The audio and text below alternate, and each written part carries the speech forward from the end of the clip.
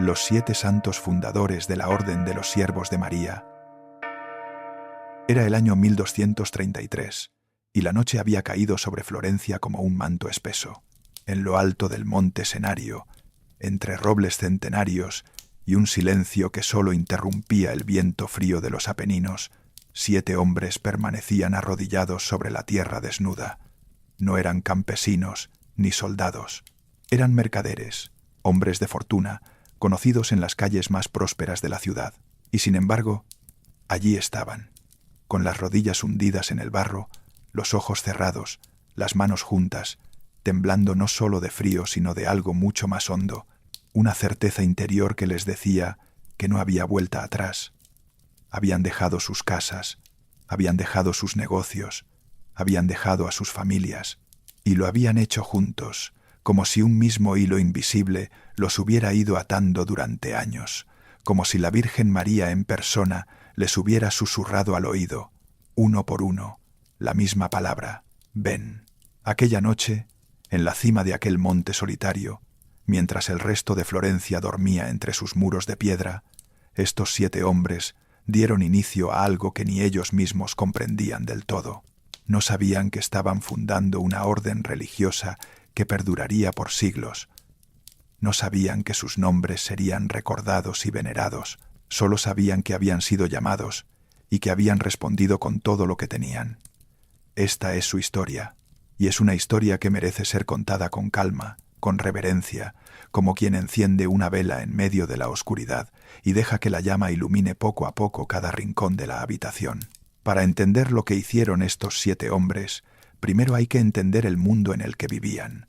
La Florencia del siglo XIII no era todavía la ciudad del Renacimiento que conocemos por los libros de arte. Era una ciudad en plena ebullición, una ciudad que crecía a toda velocidad, donde las familias más poderosas competían entre sí no solo por dinero, sino por influencia, por honor, por dominio. Las calles eran estrechas y bulliciosas, llenas de artesanos, de comerciantes que gritaban sus precios, de carros que pasaban cargados de telas y especias. El río Arno atravesaba la ciudad como una arteria viva, y a sus orillas se levantaban talleres de lana, tintorerías, casas de cambio. Florencia era rica, ambiciosa, orgullosa de sí misma, pero también era una ciudad dividida. Las facciones políticas se enfrentaban sin piedad. Los güelfos contra los gibelinos, el papa contra el emperador, las familias nobles contra los comerciantes nuevos, ricos. La violencia no era algo lejano ni abstracto, era parte del paisaje cotidiano. Se escuchaban peleas en las esquinas, se veían heridos en las plazas, se murmuraba sobre venganzas y traiciones en cada taberna, y en medio de todo eso, la fe, porque Florencia era también una ciudad profundamente religiosa, llena de iglesias, de campanas que marcaban las horas del día, de procesiones que recorrían las calles en las fiestas litúrgicas. La gente rezaba, sí, pero muchas veces su fe estaba mezclada con superstición, con miedo, con un sentido muy terrenal de la religión. Se rezaba para que el negocio fuera bien, para que la cosecha no se perdiera, para que el enemigo cayera antes que uno. Era una fe sincera en muchos casos, pero también una fe incompleta, una fe que no siempre llegaba al corazón. En este ambiente crecieron los 7 hombres de nuestra historia. Sus nombres eran Bonfilio Monaldi, Buenaventura Manetti, Maneto de Lantella, Amadeo de los Amidei, Ugo Lippiu Guccioni, Sostegno de Sostegni y Alejo Falconieri. Todos ellos pertenecían a familias acomodadas de Florencia, familias de comerciantes y nobles menores que gozaban de buena posición social.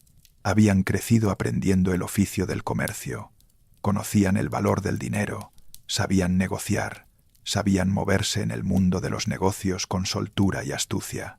Pero también habían crecido en hogares donde se rezaba, donde la fe católica era parte de la vida diaria, donde la imagen de la Virgen María ocupaba un lugar especial en el hogar.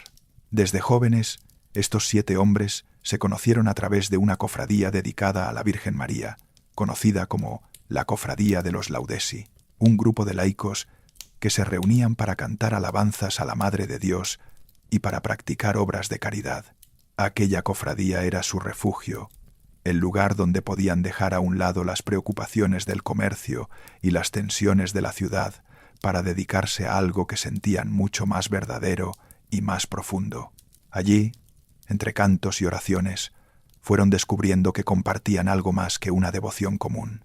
Compartían una inquietud, una especie de sed interior que el mundo no lograba saciar.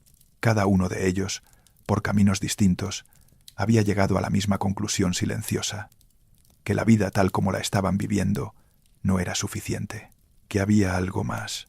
Y fue en aquella cofradía donde comenzó a tejerse el vínculo que los uniría para siempre.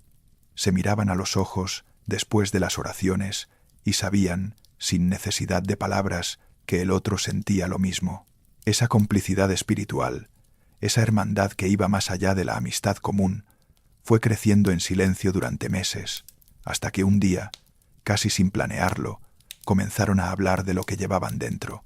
Y lo que llevaban dentro era un deseo ardiente de entregarse por completo a Dios, de dejar el mundo del comercio, de abandonar la comodidad de sus hogares para vivir una vida dedicada enteramente a la oración, a la penitencia y al servicio a los demás. Pero no querían hacerlo solos, querían hacerlo juntos.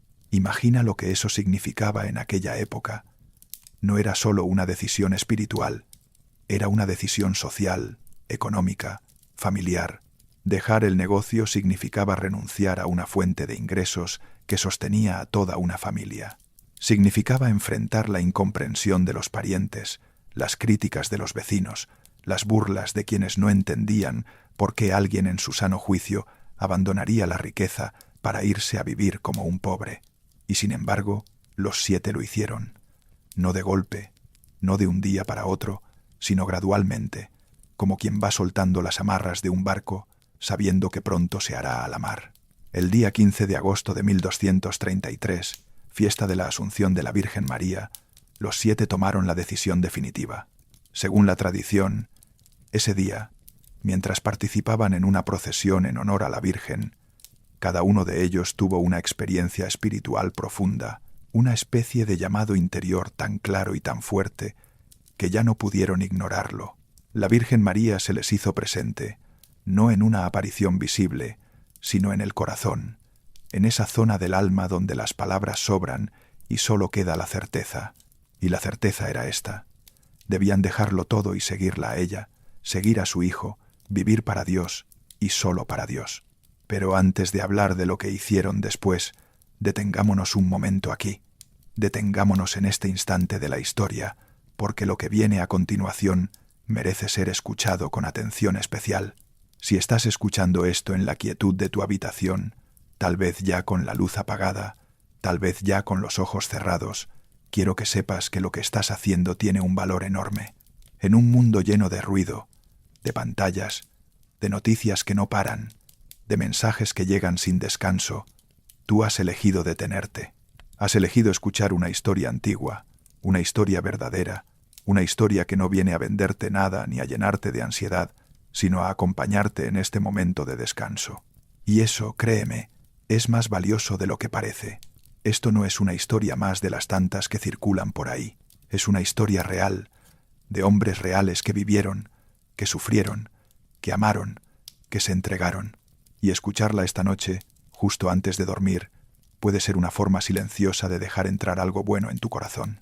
Si este canal, Dormir Profundo con Historias Católicas, te ha acompañado en otras noches, o si esta es tu primera vez aquí, te invito a quedarte, a suscribirte, para que estas historias sigan llegando a ti cuando más las necesites. Déjanos un me gusta si sientes que este tipo de relatos merecen existir, si crees que el mundo necesita más historias así, contadas con calma y con fe. Y si quieres, cuéntanos en los comentarios desde qué lugar del mundo nos escuchas esta noche y qué hora es donde estás. Nos encanta saber que hay alguien en España, en México, en Argentina, en Colombia, en cualquier rincón del planeta, escuchando estas mismas palabras en la oscuridad de su cuarto. Ahora, ponte cómodo. Respira hondo. Deja que tu cuerpo se afloje, que tus hombros bajen, que tu mente se aquiete. No tienes que hacer nada más esta noche, solo escuchar. Si el sueño viene, déjalo llegar. Si quieres seguir despierto un poco más, la historia que sigue vale la pena. Duerme profundo o sigue escuchando. De cualquier manera, estás en buenas manos. Volvamos a Florencia. Volvamos a aquellos 7 hombres que acaban de tomar la decisión más importante de sus vidas. Después de aquel 15 de agosto, los 7 comenzaron a reunirse con más frecuencia, ya no solo para rezar, sino para planificar su nueva vida. Lo primero que hicieron fue buscar un lugar donde pudieran vivir juntos, lejos del bullicio de la ciudad.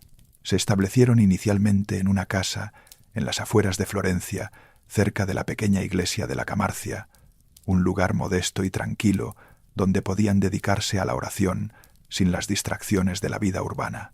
Allí comenzaron a vivir en comunidad, compartiendo todo, rezando juntos varias veces al día, ayunando con frecuencia, practicando la pobreza con una radicalidad que sorprendió a muchos.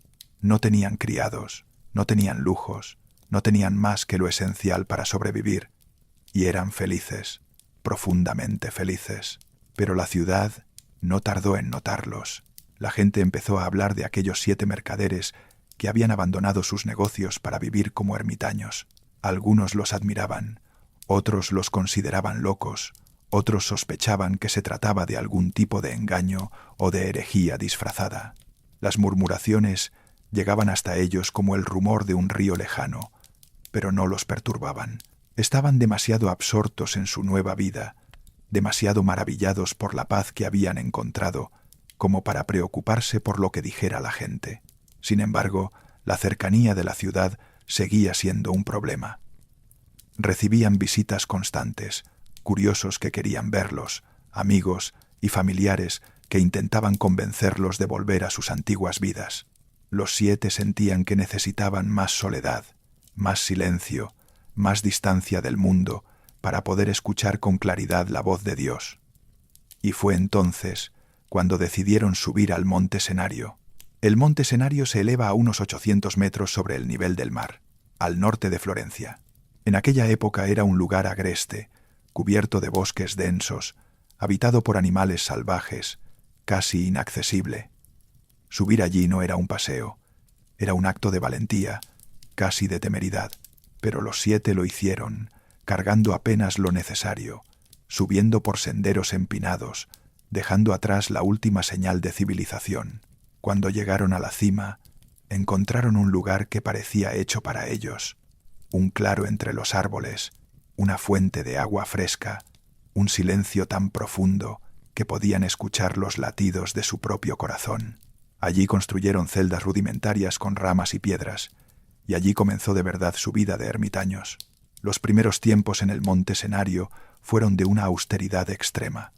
Comían hierbas y raíces, bebían agua del manantial, dormían sobre el suelo duro, pasaban la mayor parte del día en oración, meditando sobre los dolores de la Virgen María, que se convirtieron en el centro de su espiritualidad, porque si algo distinguió a estos 7 hombres desde el principio, fue su devoción apasionada a María, y no a la María gloriosa y triunfante que se celebraba en las grandes fiestas, sino a la María que sufre, la María que está al pie de la cruz, la María que sostiene en sus brazos el cuerpo sin vida de su Hijo. Los dolores de María eran para ellos una puerta de entrada al misterio más profundo del amor de Dios, un amor que no huye del sufrimiento, sino que lo abraza, lo transforma, lo redime. Esta devoción no era algo abstracto ni teórico, era algo que vivían en carne propia cada día, en el frío de las noches de invierno, en el hambre que les atenazaba el estómago, en la soledad que a veces les pesaba como una piedra. Cada privación, cada incomodidad, la ofrecían a la Virgen como un pequeño gesto de amor, como una forma de acompañarla en su dolor, y en ese ofrecimiento encontraban una alegría extraña y profunda, que no se parecía a ninguna otra alegría que hubieran conocido antes. Pero la vida en el monte no estaba exenta de dificultades más allá de las físicas. Los 7 tuvieron que aprender a convivir de una manera nueva, más íntima y más exigente que cualquier convivencia anterior. Cada uno tenía su carácter, sus manías, sus debilidades. Bonfilio era el líder natural del grupo, un hombre de temperamento fuerte y visión clara, pero a veces su determinación podía confundirse con rigidez. Buenaventura era más contemplativo, más dado al silencio y a la reflexión interior. Manetho tenía un corazón enorme, pero también una sensibilidad que lo hacía vulnerable a los desánimos. Amadeo era el más intelectual del grupo, siempre buscando comprender con la mente lo que los otros comprendían con el corazón. Hugo era práctico, resolutivo, el que se encargaba de que las cosas funcionaran en el día a día. Sostegno era el pacificador, el que mediaba cuando surgían tensiones, el que siempre encontraba la palabra justa para suavizar los ánimos. Y Alejo, el más joven de todos, era también el más humilde, el que prefería los trabajos más bajos, el que nunca buscaba destacar. 7 personalidades distintas, 7 historias diferentes, unidas por un mismo llamado. Y la convivencia, como ocurre en cualquier comunidad humana, tuvo sus momentos de tensión. Hubo discusiones sobre cómo organizar la oración, sobre cuánto debían ayunar, sobre si debían o no recibir a los visitantes que empezaban a llegar al monte atraídos por la fama de su santidad. Hubo noches en que alguno de ellos dudó, noches en que la tentación de volver a la comodidad de Florencia se hizo casi insoportable, noches en que el demonio del desánimo les susurraba al oído que estaban perdiendo el tiempo, que eran unos ilusos, que nadie los necesitaba en aquel monte perdido. Pero siempre, siempre, cuando uno flaqueaba, los otros estaban ahí para sostenerlo. Esa era la gracia de ser 7, esa era la sabiduría escondida en aquel número que la tradición consideraría después casi sagrado. Cuando uno caía, 6 lo levantaban. Cuando uno dudaba, 6 le recordaban por qué estaban allí. Cuando uno lloraba, 6 lo abrazaban en silencio. Porque la santidad, al menos la santidad de estos hombres, no fue un camino solitario. Fue un camino compartido, un camino de hermandad, un camino donde la debilidad de cada uno se convertía en la fuerza de todos. Con el tiempo, la fama de los 7 ermitaños del Monte Senario se extendió más allá de Florencia. La gente empezó a subir al monte para pedirles consejo, para pedirles que rezaran por ellos, para simplemente estar en su presencia y sentir esa paz que irradiaban. Y los 7 se encontraron frente a un dilema que no habían previsto. Debían mantenerse como ermitaños, encerrados en su soledad y su oración, o debían abrirse al mundo y compartir lo que habían recibido. La respuesta vino, una vez más, de la Virgen María. Según la tradición, en un Viernes Santo, mientras los 7 estaban reunidos en oración profunda, la Virgen se les hizo presente de una manera especial y les reveló que su misión no era solo rezar, sino también servir. Les mostró un hábito negro, símbolo de luto por los dolores de su hijo, y les pidió que fundaran una orden religiosa que llevara su nombre y que extendiera por el mundo la devoción a sus dolores. Aquella experiencia los transformó. Ya no eran solo 7 ermitaños en un monte, eran los fundadores de algo nuevo, de algo que los trascendía, y con la humildad que los caracterizaba, aceptaron esa misión sin entender del todo su alcance.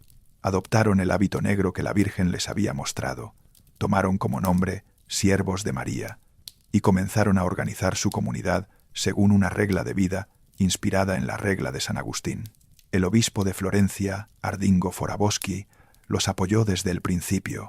Reconoció en ellos una autenticidad espiritual que era difícil de fingir y les dio su bendición para que siguieran adelante con su proyecto. Otros clérigos, en cambio, los miraban con desconfianza.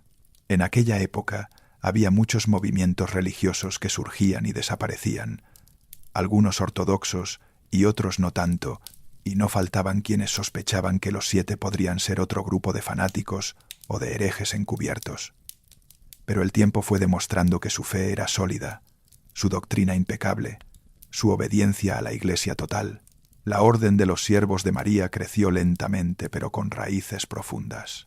Los primeros seguidores llegaron atraídos por el ejemplo de vida de los fundadores, por esa combinación tan singular de contemplación y servicio, de silencio y acción, de penitencia y alegría, porque los 7, a pesar de su austeridad, no eran hombres sombríos. Al contrario, quienes los conocían hablaban de su amabilidad, de su buen humor, de esa paz interior que se les notaba en la mirada. Eran hombres que habían encontrado lo que buscaban, Y eso se nota, eso se transmite, eso atrae. A medida que la orden crecía, los 7 tuvieron que enfrentar nuevos desafíos. Tuvieron que aprender a ser líderes sin dejar de ser hermanos, a administrar una comunidad cada vez más grande sin perder el espíritu de los primeros tiempos, a relacionarse con las autoridades eclesiásticas y civiles sin comprometer su independencia espiritual. No fue fácil. Hubo momentos en que la orden estuvo a punto de ser suprimida, víctima de las intrigas políticas y de las tensiones entre el papado y el imperio que marcaban aquella época turbulenta. En el Segundo Concilio de Lyon, celebrado en 1274, se decidió suprimir muchas de las órdenes religiosas menores que habían surgido en las últimas décadas, y los siervos de María estuvieron entre las amenazadas. Fue un momento de angustia tremenda para la comunidad, un momento en que todo lo que habían construido parecía a punto de derrumbarse. Pero la orden sobrevivió, en parte gracias a la intercesión de personas influyentes que conocían y admiraban a los 7 fundadores, y en parte gracias a la solidez de su vida espiritual que resultaba evidente para cualquiera que se tomara la molestia de conocerlos de cerca. El Papa finalmente les concedió la aprobación definitiva, y la orden pudo seguir creciendo y extendiéndose por toda Italia y más allá. Mientras tanto, los 7 fundadores iban envejeciendo. Los años de penitencia y austeridad habían dejado su marca en sus cuerpos, pero no habían apagado el fuego de sus almas. Cada uno de ellos fue asumiendo distintos roles dentro de la orden según sus capacidades y su temperamento. Bonfilio fue el primer prior general y guió a la comunidad con firmeza y sabiduría durante los años más difíciles. Buenaventura lo sucedió en el cargo y continuó su labor con un estilo más suave, pero igualmente eficaz. Manetto viajó extensamente para fundar nuevas comunidades y extender la presencia de la orden. Amadeo se dedicó a la formación de los nuevos miembros, transmitiéndoles no solo conocimientos, sino sobre todo el espíritu original de los fundadores. Ugo y Sostegno trabajaron incansablemente en las tareas cotidianas de la comunidad, esos trabajos invisibles y necesarios que sostienen cualquier empresa humana. Y Alejo, fiel a su naturaleza humilde, rechazó ser ordenado sacerdote y permaneció como hermano lego toda su vida, dedicándose a pedir limosna para los pobres y a servir a los enfermos. Es hermoso pensar en Alejo, el más joven y el más humilde de los 7, recorriendo los caminos polvorientos de la Toscana con su hábito negro, pidiendo pan para los que no tenían, consolando a los enfermos con su presencia silenciosa, sin buscar jamás reconocimiento ni gloria. Hay algo profundamente conmovedor en la figura de este hombre que eligió ser el último, el más pequeño, el que menos se nota. En un mundo que entonces, como ahora, valoraba el poder y la notoriedad, Alejo eligió la invisibilidad, y en esa elección encontró una libertad que pocos conocen. Los 7 fundadores fueron muriendo uno a lo largo de las últimas décadas del siglo XIII. Cada muerte fue un duelo para la comunidad, pero también una confirmación de todo lo que habían vivido juntos, porque cada uno de ellos murió en paz, con la serenidad de quien sabe que ha cumplido su misión, con la mirada puesta en la Virgen María a la que habían consagrado sus vidas. Se dice que en el lecho de muerte de cada uno de ellos, los hermanos que los rodeaban podían sentir una presencia especial, como si la propia Virgen estuviera allí, acompañando a sus siervos en el último tramo del camino. Bonfilio fue el primero en partir, seguido por Buenaventura y luego por los demás, en un orden que la tradición ha conservado con ternura, pero que la historia no puede precisar con exactitud. Lo que sí sabemos es que Alejo, el más joven, fue el último en morir, y que lo hizo el día 17 de febrero de 1310, a una edad que algunos calculan en casi 110 años. Si esta cifra es exacta o no, es difícil saberlo con certeza, pero lo que es seguro es que Alejo vivió muchos años después que sus compañeros y que durante esos años fue el depositario vivo de la memoria de los fundadores, el último testigo de aquella aventura espiritual que había comenzado tantas décadas atrás en las calles de Florencia. Imagina a Alejo, ya muy anciano, sentado en su celda del monte Senario, con la vista nublada y las manos temblorosas, recordando aquellos primeros días, recordando las caras de sus 6 hermanos, sus voces, sus risas, sus oraciones, recordando la noche en que subieron juntos al monte por primera vez, cargados de ilusión y de miedo, recordando la mirada de Bonfilio cuando tomaron la decisión final, esa mirada que decía sin palabras que no había vuelta atrás, recordando las noches de frío, las mañanas de niebla, los atardeceres dorados sobre los tejados de Florencia que se veían a lo lejos desde la cima del monte. Todos esos recuerdos vivían en él, y cuando Alejo cerró los ojos por última vez, fue como si se cerrara también un capítulo irrepetible de la historia de la fe. Duerme profundo. La historia de los 7 santos fundadores no terminó con sus muertes. La Orden de los Siervos de María siguió creciendo, extendiéndose por Europa y después por el mundo entero. Los frailes servitas, como se les conoce, llevaron consigo a donde fueron esa devoción especial a los dolores de María que era la marca de fábrica de los fundadores. Fundaron conventos, iglesias, hospitales, escuelas, predicaron, enseñaron, consolaron, acompañaron y siempre, siempre mantuvieron vivo el recuerdo de aquellos 7 hombres que un día lo dejaron todo para seguir una voz interior que les hablaba de entrega, de servicio, de amor. La devoción a los 7 dolores de María, que los fundadores habían cultivado con tanta intensidad, se convirtió con el tiempo en una de las devociones más extendidas de la Iglesia católica. El Vía Crucis, el Rosario de los 7 Dolores, la fiesta de Nuestra Señora de los Dolores que se celebra cada 15 de septiembre, todo eso tiene sus raíces, al menos en parte, en la espiritualidad de aquellos 7 mercaderes florentinos que descubrieron en el sufrimiento de María un camino hacia la profundidad del amor de Dios. Hay algo en la historia de estos 7 hombres que resulta especialmente actual, especialmente relevante para nosotros hoy, y es la idea de que la santidad no tiene que ser un camino solitario. Vivimos en una época que glorifica al individuo, que nos dice que debemos bastarnos a nosotros mismos, que la fortaleza consiste en no necesitar a nadie. Pero los 7 fundadores nos enseñan lo contrario.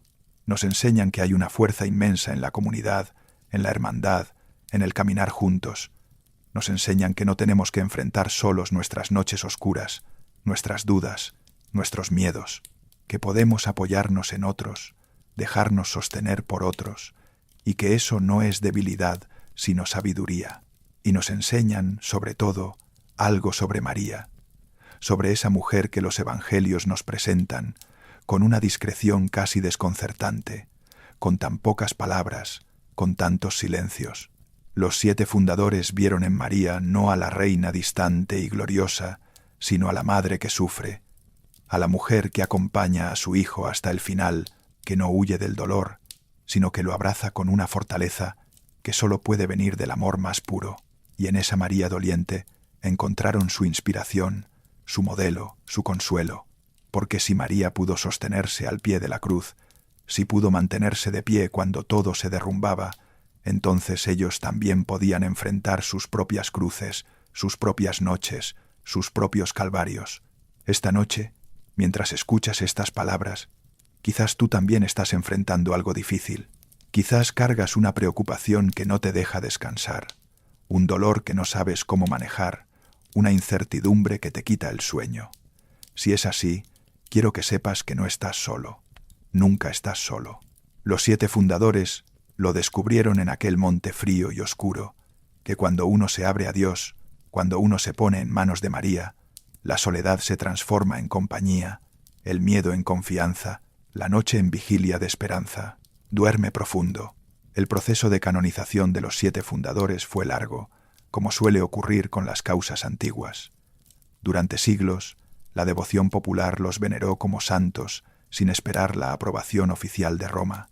La gente que había conocido los frutos de su obra, las comunidades servitas que seguían floreciendo en su nombre, los fieles que rezaban ante sus imágenes y sentían su intercesión, todos ellos sabían en su corazón lo que la Iglesia tardaría en confirmar formalmente.